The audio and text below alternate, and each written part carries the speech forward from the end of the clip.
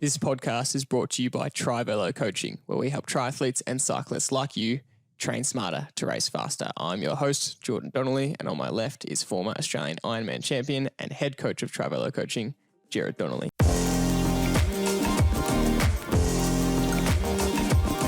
There are approximately 1.8 million medical articles published worldwide each year. That is a lot of formally peer-reviewed journals. And this is one of the coolest but sometimes frustrating parts about sports science, is how quickly it's evolving.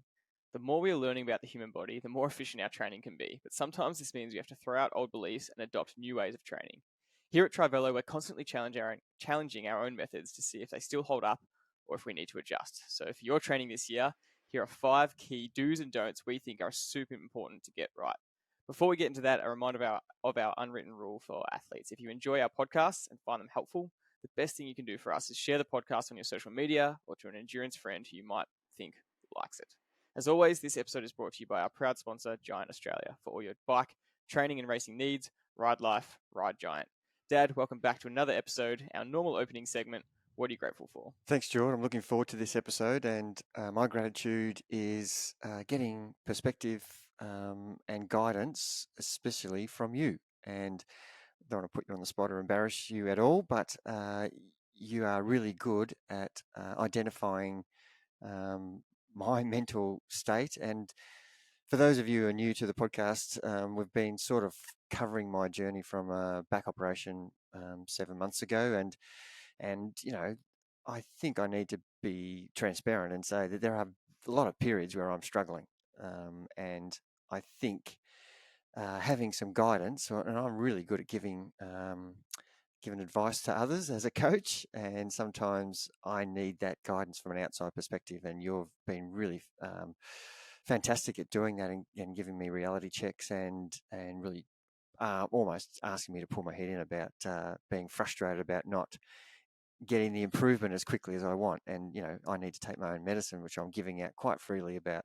you know, things take time and, you know, you can't expect to be where you were in such a short period of time, but I do expect that. And that's probably where I get the good guidance from you as to say, well, that's unrealistic. And you wouldn't agree with that sentence if you were giving that advice to someone else. You need to take that on board yourself. And I think it's really great. I'm really grateful for you continually pulling me up and saying, stop being so hard on yourself, give yourself more time, you will get there.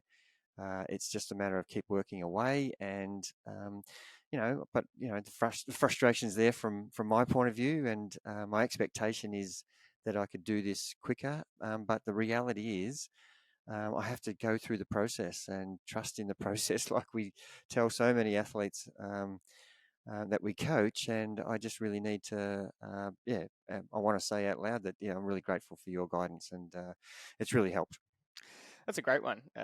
It's so important for people to have an objective view, and we're actually going to talk about this as one of the topics in the episode, but to get an objective view of where they're at, because we're just so bad at objectively analyzing ourselves. And one element I would want to add to that is that for you, we've spoken about personally that it's been 9 months or so from the surgery, and you're expecting mentally to be 100% back, and it's just not going to be the case. You're probably 85, 90% there, but that 10% is really frustrating. But it's combined with your own worst enemy as a coach, and this is pretty funny because one of the areas you're comparing yourself is our time trials, and this time trial we've been doing for 6+ years, and you're a little bit off the mark of where you want to be, but there's this crazy element of a lot of the TriVelo athletes are performing better than we've ever seen before. Previously we would have one athlete ride under 23 minutes for this specific course. Now the top 8 to 12 are riding around that range. And so it's this funny, comparison as a thief of joy. It's like, if you're slightly off, plus the top end of athletes is way ahead, you just feel like you're so far off. But when you look at the data, it's like, well, far out. We should actually be proud that the program's working so well that the athletes are performing at the highest level ever. And these are a lot of athletes that have been with us for 4, 5, 6 years that are performing these best ever times, and they're 4, 5, 6 years older. So it's really exciting on one hand, but it's almost like you're making your own bed by coaching these athletes so well and putting them ahead of yourself. Yeah, and look, it's just human nature that you want to, you want to compare how you're going with others and how you compare with yourself. And I think that's my frustration, is that, I can see what I did before the operation and I'm getting closer, but I'm that 10-15% seems to be so difficult to get close. Yeah. to get nearer to, and I've just as you keep telling me, you just keep doing the work, and Yep. gradually you'll get there. Yep. Yeah, for sure. My gratitude is I'm actually grateful that gratitude itself is becoming, and I'm going to say quote unquote, cool. We definitely didn't invent gratitude, and we're not the first ones to do it on a podcast. But I was listening to another podcast recently, and they introduced a gratitude segment on their podcast, and I just love that, and I just love hearing that. I thought, oh, that's what we do, and it is honestly, when we started it, we're kind of like, oh, this is kind of a bit of a funny thing to include in a podcast. It's a bit of out there. It's a little bit vulnerable for us to say things that we're truly grateful for. We really push ourselves to just say what's really happening in life and not try and shirk around it or say something surface level. But it really does make a big difference, and that's why we do it. And we really believe in the message of something to help your own mental health, especially in endurance sports where there can be a lot of challenges. And so I am seeing it more and more, and it's a widely spread message, and I just love seeing that. So that's really quite nice. Yeah, I have to agree with you there, Jordan. Look, being vulnerable is really hard for humans, and I think it's a really helpful tool, because there's people who, when they see vulnerability, what do they want to do? They want to help you.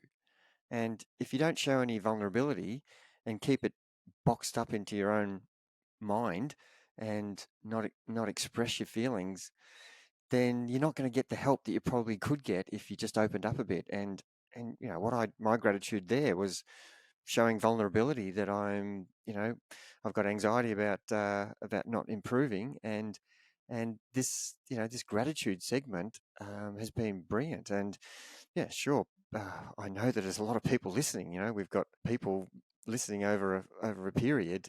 So you're actually, I'm conscious of who I'm talking to out there, and that's not easy for a person who's grown up their whole life of keeping things to themselves, and only in the last sort of 5 or 6 years have really identified with, it's better to let your feelings out. And I think this gratitude section has absolutely made me a better person, because I've exposed my vulnerability, whereas before I would always protect that. Yeah. It's the new age. Moving on to the next segment of the podcast, which is what has caught our attention, and just some cycling news we're super excited about. The cycling season coming up. The 3 Grand Tours are going to be epic. The Giro is stacked with great riders. The Tour de France, with Jumbo-Visma splitting up, Roglic going to Bora. There's some really exciting things happening. But what's been happening right now is the cyclocross season has been going on, and Mathieu van der Poel has just been on an absolute tear, and he's won 14 races in a row, and Wout van Aert just cannot beat him, and it's been hard to watch how he's just not good enough. Van der Poel just keeps riding away from him, and these cyclo races are just pure raw power. They're so fun and cool to watch. And over the weekend, Wout finally he paid his dues and he got his win, and he broke Van der Poel's win streak over a wide range of circumstances. They both crashed. They both had mechanicals. Wout lost his seat and still managed to win at the end. And I just love that persistence. It would be so frustrating for Van Aert to turn up and get beaten by Van der Poel over and over and over again. And there's this big joke about him that he's second place, man. He's starting to come second more and more. And just to have the mental fortitude to stick at it and come through and get the win would be so satisfying. Yeah, and mind games play a big role in it. And, this is 1 hour of the hardest riding you can possibly do. It's just 1 hour threshold riding. And there's very, very few times do you have a down period. You might get 3 or 4 seconds into a downhill corner, and then it's full gas out of the corner and trying to hold balance. If you haven't watched any cyclocross of the World Cup stuff, get on YouTube and have a look at it, because I just can't stop watching it. And I actually watched the whole race from start to finish, because I wanted to see how things evolved in the race. Because if you get the highlights, you don't actually see. At one point, Pidcock was 25 seconds behind Van Aert and Van der Poel, and within the next lap he was on the front. He caught up and went round them all and was on the front. And then 2 laps later he's gotten separated again. And just by some little minor mistakes here and there, you can lose 5-10 meters and you've lost the wheel. And it's no different to road racing. If you lose the wheel, you're in the wind on your own, and you're getting the competition of being in the group. That can ride away. And there were sections there where there was a long straight uphill section, and the camera work was magnificent. And it watched Van der Poel, who was, he dropped his chain, so he was way back. He was, 18th, 20th position, and he passed in that section of 8 or 10 seconds. He passed 8 people at a rate that looked like they were amateurs. And these are really good bike riders. Yep. And he went from 18th to 8th. It was phenomenal to watch. And then to see Wout van Aert with literally 2 minutes to go, be conservative, and he'd been going over these 2 little jumps, just bunny hopping them, the whole race. Out of the 10 laps, he did it 9 times. And then on the last lap, I'm sure he thought, well, I'm not going to risk it. I could crash on this. I'll just jump off my bike and jump over. And they do this so fast that they barely lose a second. I think he had 10-second lead on second place. And as he's put his bike back down, he stumbled and fell. And trying to get back on his bike, he knocked his seat off and then tried to ride the last minute and a bit with the guy now only literally 2-3 seconds behind him with no seat. So he sat down on the seat post. I don't know how you can ride sitting on the seat post. I was cringing. It was unbelievable. And of course, Van der Poel had trouble as well, and he lost places. So it looked like the first, second, and third places were all done and dusted with 2 laps to go. And this is what cyclocross is so exciting, because that's not what happened. So many things happened in those two laps that, without boring you, but it was just so mesmerizing to see different scenarios happen and how people responded. It was a great race. Yeah, it really was. I don't know how Wout puts that power. To finish that last minute, he's probably pushing 450, 500 watts to maintain the lead. I don't know how you do that seated with no seat. It's just truly ridiculous. One last thing I wanted to touch on before we get into the main topic is I just read a stat this week which really highlighted to me how much the definition of a beginner athlete and average athlete is really skewed because we're constantly looking at pro level performers, the top athletes in the world sharing their training, sharing their journeys, sharing their numbers. We see the top end age groupers and can really skew our mindset of our own abilities. And did you know that the top 10% of 5 kilometer times is the top 10%? So the best 10% of runners at their 5K times. For females, it's 28 minutes average, and for males, it's 23 minutes. So a lot of people would be comparing to people that can run, 4-minute K pace or 4:30 and run 20 to 22 and a half minutes for a 5K, but that's the top 10% of athletes, and so if you're below that, your mentality might be a bit skewed and say, I'm way off the mark, but you're still, in that 90% that can't run that fast. So you're very much in the majority. And I can't remember exactly off the top of my head what the actual average was. I think it was around 32 and 36 minutes. Average is an average 5K. So once again, if you're just below that, you're still, right up there. I just think that's really important to think about. Just making sure we talked about comparison early, but making sure that you're not comparing to the wrong things or comparing yourself to very top level athletes. The majority of the population is the thing that we're comparing against here. And look, there has been a huge running boom, and we were specifically talking about 5K times here. And 15 years ago, there wouldn't be a lot of people doing 5Ks or 10K runs. They would, they would be more spectators than what's happening now. I think there's been a resurgence in people getting active, and there's still a long way to go in the Western society of the population being so unfit. But the 5K park run, I think, has been such an ingenious thing to have created, and it's a real credit to those volunteers who turn up each week to make sure that the park runs that are running around a lot of the countries around the world. And for those who don't know that, a park run is a 5K organised event by only volunteers, and they have this great website. You should get on and have a look at the website if you haven't had a look at it, and they are providing an environment for people to run. And the majority of the people are probably running between 30 to 45 minutes for 5K in these park runs.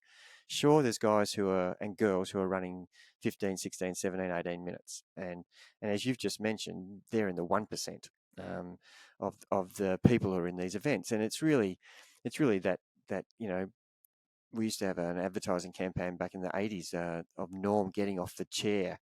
He was this big guy drinking beer and he get off the chair, and just the ad was saying life be in it, just go out and do something. And this is an example of that. And I think that the percentage, George, is skewed because the population has decided to go and do 5K runs. So I think if you looked 5 or 10 years ago, that percentage would be, a lot faster times.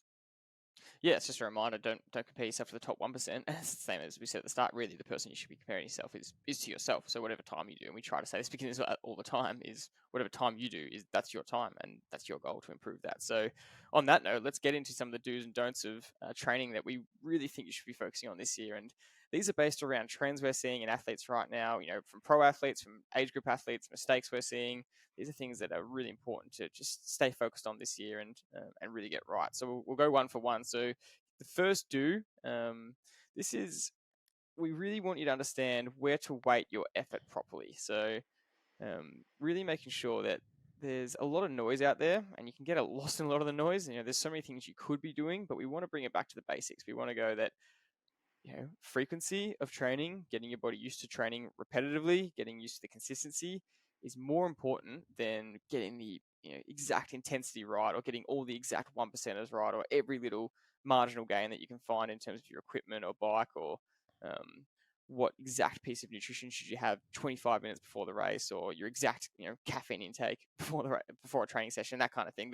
They're all great things to use, improve on for performance, but just bring it back a little bit and just go, if you really want to spend your time and effort weighted to the things that have the biggest impact, and that's, for example, the frequency and consistency of training. Yeah, and we have often talked about frequency, duration, and intensity as the three components of fitness and how you can grow and improve.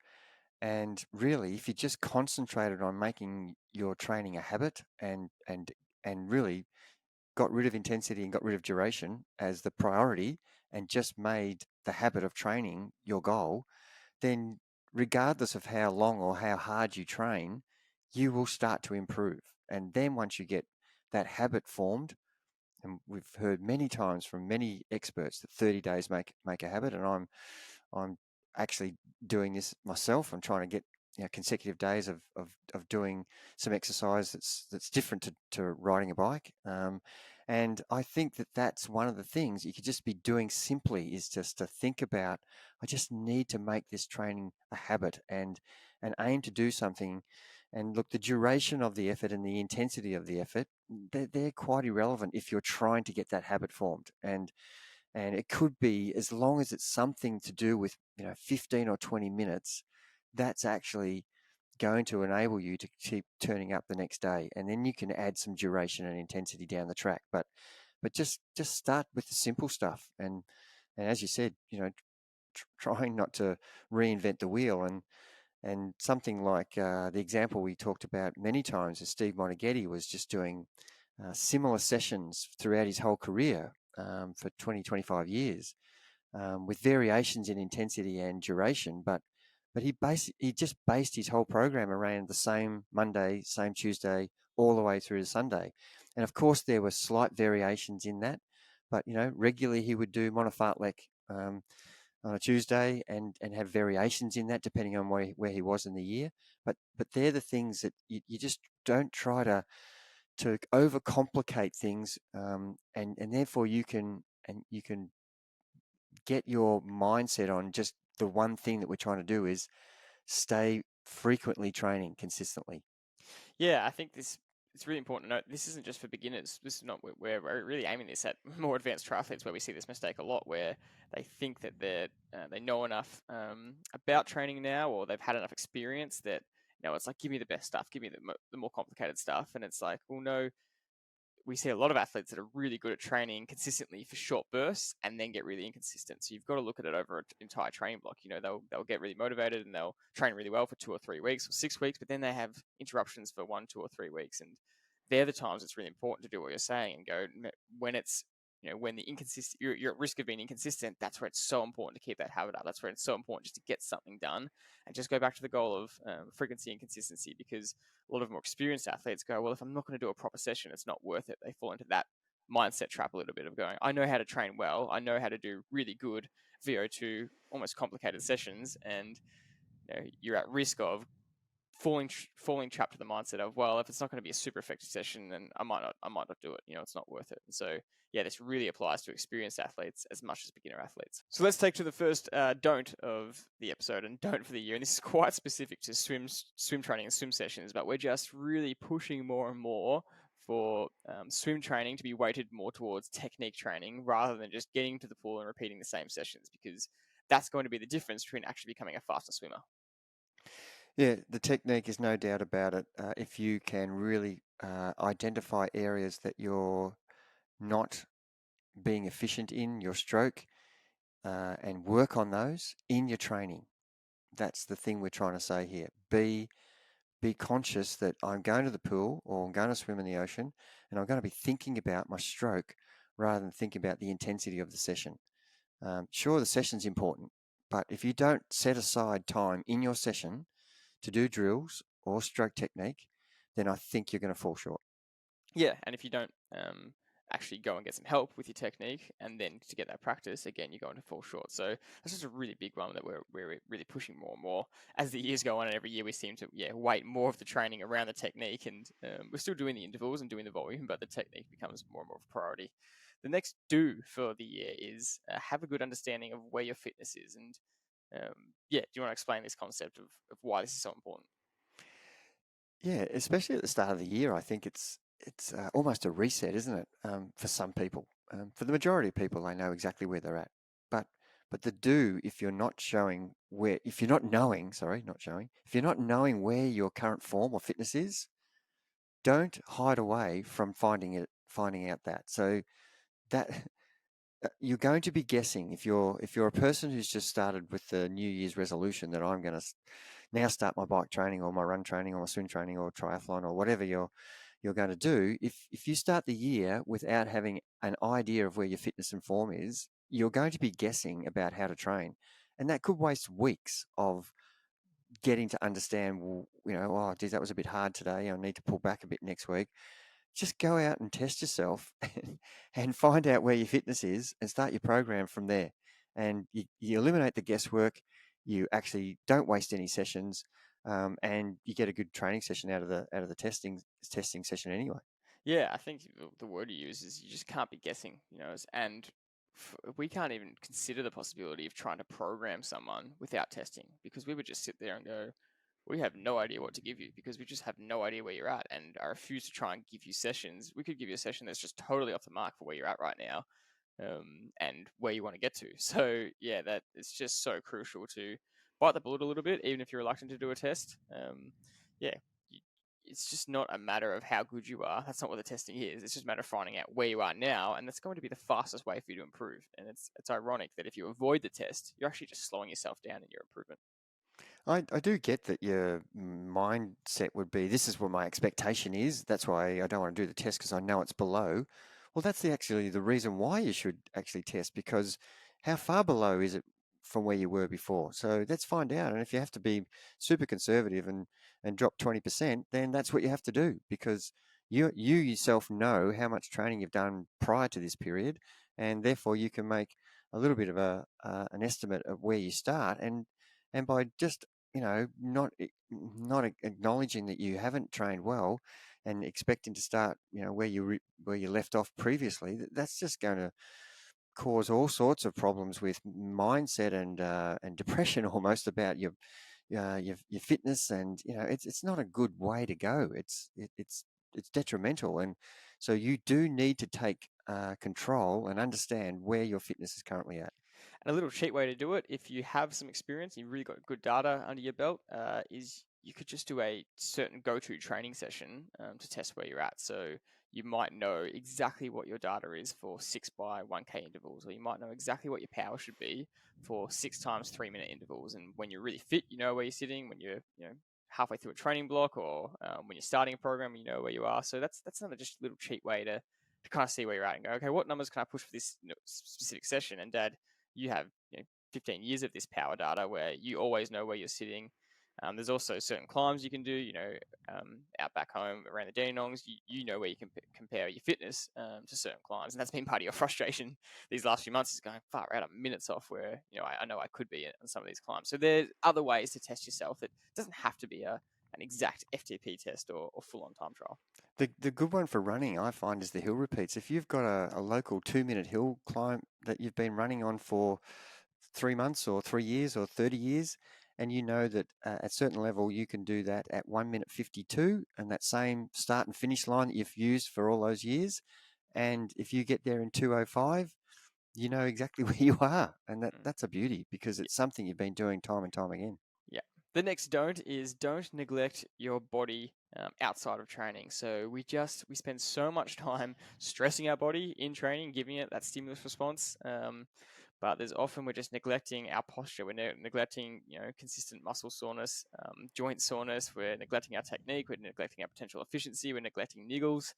I just went on a ride with a friend, and it was his first ever ride outdoors. And so we just ran some easy loops around Albert Park, just a very flat and cruisy course. We just went for 45 minutes. He's been riding on the trainer to get used to the bike, but after 45 minutes, his back was absolutely killing him. And it was just a reminder for me, just at its core, the bike just isn't good for posture. It's just really not. And we do get used to it. There is an element of your body does adapt and get used to it. But it just reminded me that you really are sitting in a really poor posture for a long time. Just because you get a bit used to it doesn't mean it's okay. And you really want to be doing as much as you can to counteract that outside of training and off the bike.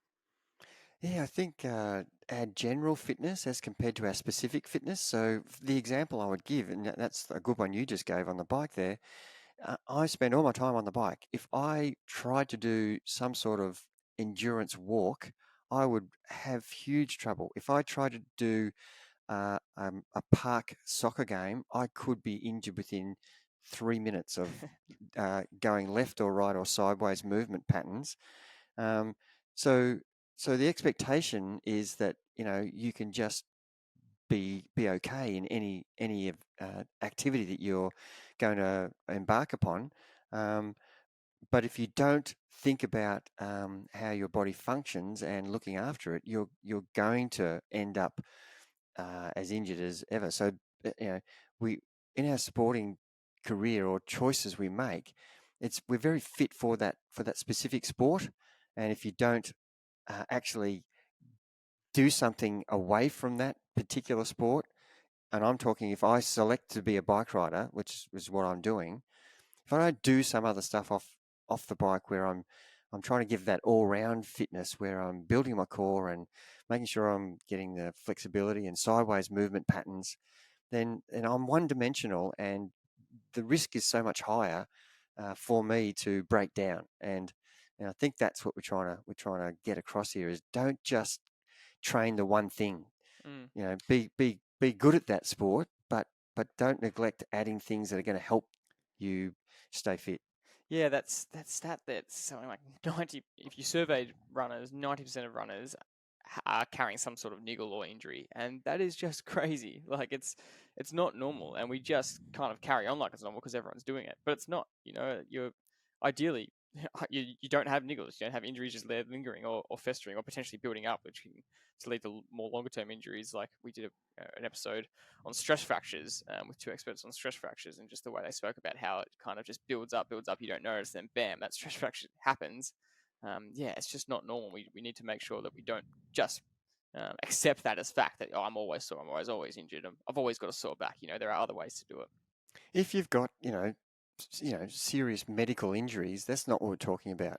So if you've got a sore back and it's not just muscle soreness, it's actually some spinal damage. Well, we're not talking about that. We're talking about you can do lots of things that, don't just keep riding your bike and hopefully it will go away, your back soreness. Do something off the bike that's going to actually get your back to be, stronger and functioning better, so that when you do ride, you're going to be able to hold your posture and your core is engaged the way it should be. The next do is putting more weight behind and prioritizing training that you actually enjoy and find motivating. And this is the flip side of the first point you made, which is, doing the frequency and consistency of training that works versus making sure that you are including in your weeks and your training blocks stuff that you enjoy and you're going to stay consistent with, because if you're not enjoying it, that's a fast way to lose motivation quickly and just end up not doing it. So if the goal is consistency, well, how can you help yourself get more consistent? And so it's kind of the flip side of this coin is we're saying, well, there's an ideal way to train, but also if you want to throw in some variety in there, if you want to do a few different things that make the training not so robotic and a bit more fun, then you can do that, and that's actually okay. There's only a small percentage of people who are that focused and that mentally strong who can, regardless of what the session is, just focus on getting the outcome. And I take my hat off to those people. An example of the opposite to that is making sure that, first and foremost, you're enjoying what you're doing, because you're more than likely going to do better at it. If you like your job where you work, you will actually be more productive. If you like what the training sessions you're doing are, you'll probably get better at it. So the example I gave a lot of guys is last week we had the Tour Down Under here in Australia, in Adelaide, and a lot of the guys really want to get together with their mates and ride a lot of kilometres and spend the whole day in Lycra on their bike, get out the door at 7 o'clock and meet for coffee at 8, and then trundle along to where the race starts is, and then do some hard muck around, really hard hit outs here and there and attack each other and just have a ball the whole week. And then get home at 3 or 4 o'clock that afternoon, having spent the whole day riding the bike. That's what they want to do. That's a fun aspect of their year. And I don't want to prevent that. I want them to go out and have fun that week and understand that, sure, there's consequences if you overdo it. You'll be very tired for the next 2 or 3 weeks. Is that going to ruin your whole year? Probably not. But if you go to the extreme, it probably will. But really, what we're trying to do is making sure that you have periods where you're actually having a ball and you're enjoying the whole week. And, you'll probably more likely enjoy the week if you come into that period with your mates and you haven't seen for a year. And maybe, like most of the groups who meet there, they only see each other once a year at that tour. If you're really well drilled and fit because you've done all the other stuff during the year well, use this week to have some fun and not be so regimented in your training. Yeah, if you were to look at it, scientifically, there is probably an optimal way to train, and it's super robotic, and you would not stray from that. And pro triathletes are probably training that way a little bit, and that's a really hard way to train. It's really hard to stay that motivated. You'd be in a really super controlled environment. You would not, stray outside your lactate zones. You would not stray outside your heart rate zones, your power zones, your pacing zones. But if you want to go away from that a little bit, that's what we're saying is that's okay. Just know that you're probably not doing it the fastest way. It's not the most optimal way to improve, but having an element of that is so important. And we really encourage people to do more of that this year. The next don't is this is going to sound a little bit controversial. Don't take breaks in training blocks. So can you explain what we mean by that? Because it sounds like we're just saying, well, you should be training all the time and don't take any breaks. And this is different to recovery. Taking a break is something that we do encourage, but it's got to be structured. So that doesn't even make sense, that sentence. Yeah. Having a structured break, well, it's intentional. That's what I'm trying to say. Taking a break intentionally is different to, I just want to have a break and just, do my own thing for a period. And inadvertently, the reason we're saying don't do this is because most people have worked so hard to get a level of fitness, and then they feel like, oh, I just need to get away from structure. I just need to give myself a little bit of a rest. Well, there's a lot of things that are causing you to think like that. So you need to think probably about the things that are causing that first, rather than just jumping into, I just need to have a break. And what happens when people do this, I guarantee, I say to them, yeah, okay, if that's what you really feel like doing, but if you come back 20 or 30% worse off than when you left, then you're doing yourself a disservice. You're going to have to already start again. And for any people who've been injured or sick and who aren't intentionally taking a break, and that's the unintentional break, because you can't actually train because of you're medically being prevented from it. It's super frustrating having to have to claw back the fitness that you have worked so damn hard to get, and now you have to actually go backwards to get forwards again. And that's the reason why we're saying don't take this break where you don't do anything, because you are going to find it so frustrating to have to work so hard to get back for every week that you take off, generally it takes 2 weeks to get that back. So if you take 4-week break, you're going to take 8 weeks to get back to where you were before the break. And so if you're okay with that, fine. And that's what you're intending to do. But that's what we want to point out. I don't think it's a good thing to actually continually do this roller coaster of almost bipolar training, where you train really well for a period, then you take this break and you go back to, so if we used a number out of 1 to 10, you got your training to 7, and then you went back to 5, and then you had to start again. You went back to 7 after some good training. And instead of continuing on getting to 8 or 9, you took a break and you went back to 5. And all you're doing is going 7-5, 7-5, 7-5 for the whole year. You're not ever going to improve that way. That's why I'm asking you, think carefully about doing these I'll just take a break period. The word disservice is just the key word there. It's you're putting so much time in these hard training blocks. You might train really well for 12 weeks, and then if you decide to take this break, and you're really just doing a disservice to all that hard work you did, and then you just have to redo it. It's just a waste of your own time and potential, basically. And so, what we're really talking about with a break is the definition is a structured break from a structured training program. So you don't have to stick to a full training structure, but you do want to make sure you're not detraining yourself. And so that means keeping up the volume, even if it's all super easy, keeping in some short, sharp, high intensity efforts in there, but not at the same volume as you would do in a full on structured program. But you're really just trying to avoid that detraining that will happen if you just take a full break and don't do it smartly. The next I'll go on. I was just going to say, we're not advocating that you should never not take a break. So I just want to make that clear. We think that there should be periods where you should actually take a break, but don't make that break 4, 6, 8 weeks. Have a break that's organized and going to fit into your yearly structured plan. But we're saying don't take the ad hoc break where you're just randomly doing nothing for a long period of time. That's kind of the differentiation we're trying to make here.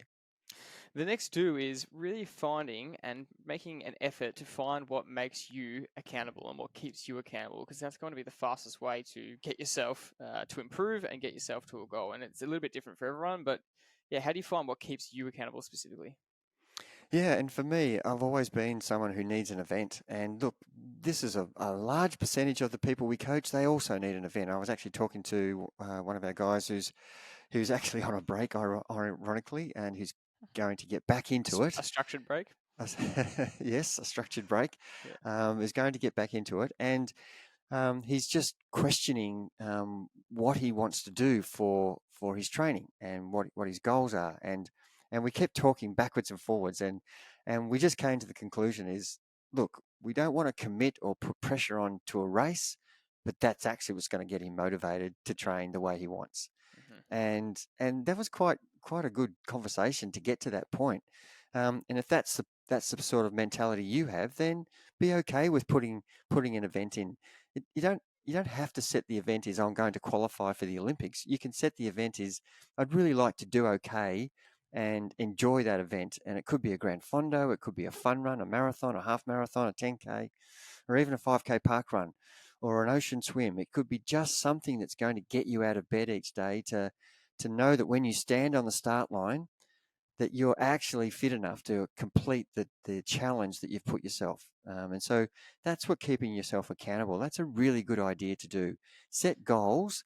And of course, at the start of the year, we are now doing this podcast right at the start of 2024. And if that's going to keep you accountable for getting you up in the morning and getting you motivated, then do that. And sometimes it's better to actually go out of your comfort zone and do something that's really challenging, that you've been doing something year in, year out, and you're quite good at that and you're getting your fitness growing over the years. But do something that's really going to challenge you, and that's kind of gonna get your motivation and your mindset to actually probably do the added things that we talk about. We train specifically for the sport, but doing those other added things like sleeping better and eating better, and doing some rehab and some structured strength and conditioning, and maybe getting massages included, and thinking about doing a sauna once a week. All these other things for this big challenge that you're going to do.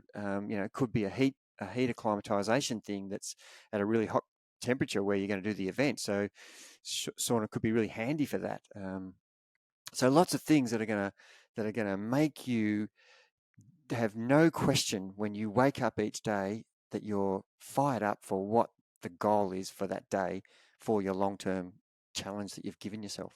Yeah, I really like that last point, that find a challenge for yourself and pick something that's out of your comfort zone. It's really, yeah, it's a really rewarding thing to do, and to pick something that's just going to push you to break that monotony, or monotonous routine, which training can definitely be. And we spoke a little bit about you yourself, I think, in the very first episode of the year, where you kind of put it out publicly that you're going to challenge yourself to do more strength training. That's just an area you've a bit neglected, and we said we'd keep it accountable on the podcast, and you've started it, and I guarantee that journey is going to be one of the most rewarding parts of the year if you stick to it, because it's something that's been out of your comfort zone a little bit, especially post back surgery. So that's just a great point. The next stone is kind of a reverse of what we just said before in don't take breaks from training, but it's don't be hard on yourself if you're missing sessions or if things aren't going to plan. Yeah, it's one of those things that even I'm guilty of this. You you just got to be a bit kinder to yourself and not be too, I don't know, almost bullying yourself into. And you pulled me up on this actually this morning. Um, I said a sentence like, "Oh, I'm just so sick of being lazy about getting my strength and conditioning going," and you're saying, "Well, you're not being lazy. There's just other priorities that you're putting in front of yourself," and I think that was a really good perspective for me. And I have the intentions of doing this other work well, but it's just not high on my priority list. So therefore, it gets put back in the back burner a lot. So I think the point we're trying to make here is it's okay to not be perfect, and it's okay to be normal and not be able to achieve everything that you want to. We see so many things on social media where it looks like everybody's achieving every day of every minute, and this is not true. Uh, so have your plans, have your goals, but don't be a bully to yourself if you can't achieve it every day. You're getting your planning, your preparation there, and if you can get out there and actually do the session, that's a really good tick. But if you can't, then you know don't be the miserable person who's a pain in the ass to be around because you're so disappointed with yourself, which is probably what I do a little bit. So Yeah. it's a really good don't to try and change. Yeah, it's this fine line between you want to set goals for yourself and you want to have high expectations for yourself, and that's great. But if you and go for them, but if you don't achieve them, we spoke about this self-worth thing a little bit last year, but you're not a worse person because of it, and you don't need to bully yourself because of it. It's you want to do both. You want to be able to set goals and go for them, and it brings us back to we circle right back to point number one, which is understanding where to put your weight of what's important. We can have these goals of doing the best sessions and doing all the one percenters, but if we're not doing them, at the end of the day, as long as you're trying to be as consistent as possible and you're sticking to good frequency, that's 80% of the work done. The rest of it, that last 20%, you don't have to berate yourself if you're missing that because you're doing most of the work. And the more we do is obviously better, but we're just trying to point out for this year, don't be so hard on yourself if things aren't going exactly to plan. So the last couple of points, we really want to encourage people to prioritize this year. Structured deloading and really emphasizing recovery. Yeah, and I think one of the things I'm concentrating on is trying to get more sleep, and I'm using the Aura Ring a lot, and it's super frustrating because I just don't go to bed early enough, and the Aura Ring keeps reminding me, and so now I've decided to do something about it. It's there's a lot of firsts coming out in 2024 for me, and I am really crapped off with going to bed too late and waking up at the same time. My body clock just wakes up when it's daylight. I can't help it, and obviously in daylight savings in Victoria in Australia, the longest day was the 21st of December. So, it was basically daylight at 5:30 in the morning. So as soon as it's daylight, I wake up. And if I've gone to bed at 10 o'clock, 11 o'clock, or 12 o'clock at night, I'm still going to wake up at the same time when the light shines. So So if I can get more than 5 hours sleep and start to push that out to 5.5 to 6 hours, that's going to be something that's going to really contribute to my health. And I've seen this because I can see with my Aura Ring that my resting heart rate has been so consistent over many years, 10, 15 years. And as I'm getting less sleep, my heart rate variability is absolutely going rock bottom, and my resting heart rate's rising. Mm. And the minute I start to get some good sleep, all of a sudden my resting heart rate goes back to where it was, previously. So that's evidence, that's anecdotal evidence from me, that I can see that if I actually think more about recovery and that the healthy aspects of feeling much better and sleeping better and just relaxing more and not being on the whole time, not thinking about how my athletes are going as an Mm. example, just switching off, turn the phone off, stop checking, Mm. seeing how people are going. That's the things I need to do. Mm. And you can think about that in your own life, about your own work, and having periods where, and this is something you're really helping me with, is blocking periods of actual concentrated work, blocking periods of concentrated training, and having periods of some relaxing. And then if you do all these things really well, you'll actually start to perform better, which is the reason why it's a do. Mm. I heard this just personal development podcast person speaking about just very general. It's just speaking about keys to a good day, and I just like this framework of the keys to a good day are some sort of challenge, some sort of mental challenge, which we often get from something like work, something we're working on and working towards, and problem solving, some sort of physical exertion and also challenge. So moving your body, getting out and training, and then actual proper relaxation and reflection, and that is just something I feel like is missing so much from most people's days. Is a dedicated period, whether it's 15 minutes at the end of the day or half an hour to an hour, where you just switch off and reflect on the day and actually wind your body down and wind your nervous system and everything down. And I feel like a lot of us just don't do that part. We do the other parts well a lot of the time, the training and the stress part, which is good for us, the growth part, but we don't do the reflecting part. And we're just learning more and more about the importance of sleep health, the importance of deloading a lot of that stress, the importance of recovering after training, the importance of fueling after training, all these things that we really need to prioritize. And a lot of people listening to this episode might have thought we were going to talk about, do more of this specific session or do more of this type of training. That's actually what's, the science is saying is more beneficial this year. But instead we're saying, well, no, we actually know a lot of the effective training sessions. We don't need to reinvent the wheel, like we said before. It's actually prioritizing a lot of the other stuff that's really been shown to be an absolute must for our performance, and that is exactly what you just spoke about. More sleep health, more nutrition health, that kind of thing. Yeah, and look, letting our body absorb the training load, uh, you know, we have said that a lot, but that's what the deload and recovery is for. And adding these other objectives such as fueling and sleeping, that allows you to gain the benefits from the training that you're giving your body. And there has to be a period of rest so that the body can recover and absorb that load of hard work and repair all the damaged muscles and cells that you've trained so hard to do. And that soreness that you get from doing a whole lot of sit-ups, too many sit-ups too soon in a training program, unless you give yourself some recovery there, you're actually going to make those cells worse. They're actually not going to recover and regenerate the way they should, and therefore you actually will get tighter rather than stronger. Yeah, the last don't for the episode, and the last thing we want to finish off on is don't copy others, especially without knowing the full detail of what they're doing. There's just no way you should try and copy someone's session or grab bits of what they're doing without the full story, because we have no idea why they might be doing something. And the whole scene is rife with this, because pro triathletes will put snippets of what they're doing out online, but you just don't know the full picture. And training programs are so particular to the person. So if you're grabbing bits and bobs of something, they could be doing that for one totally different reason to what you need to be doing for your training block or training week or one specific strategy. So it's just a big no-no we're just seeing a lot of this where people are grabbing bits of bobs of what people are doing around the world, and it's just a disaster for your own program. Yeah, I love this one. I really think that at the end of the day, you need to just keep your training structured to you and simple.